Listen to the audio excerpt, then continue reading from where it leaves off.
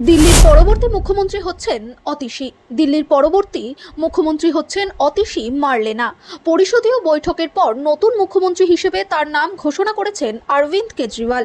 মঙ্গলবার দলের বিধায়ক সভায় কেজরিওয়াল অতিশীর নাম প্রস্তাব করেন, যা আম আদমি পার্টির বিধায়ক সভায় সর্বসম্মতিক্রমে গৃহীত হয়।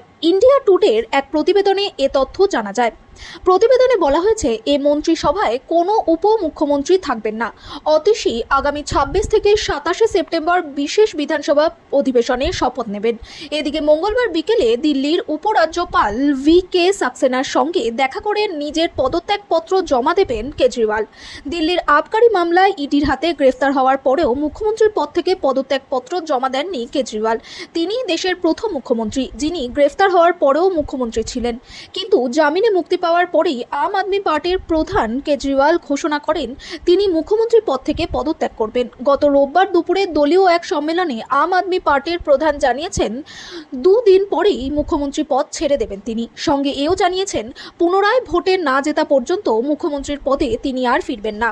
তারপর থেকেই দিল্লির পরবর্তী মুখ্যমন্ত্রী কে হবেন তা নিয়ে আলোচনা শুরু হয়েছিল।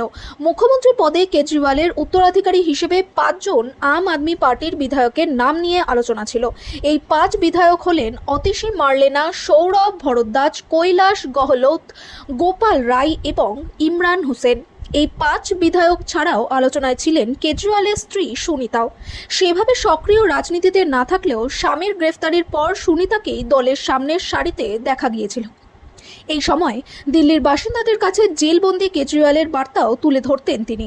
তবে মুখ্যমন্ত্রীর দৌড়ে সকলকে পিছনে ফেলে দিলেন অতিশী।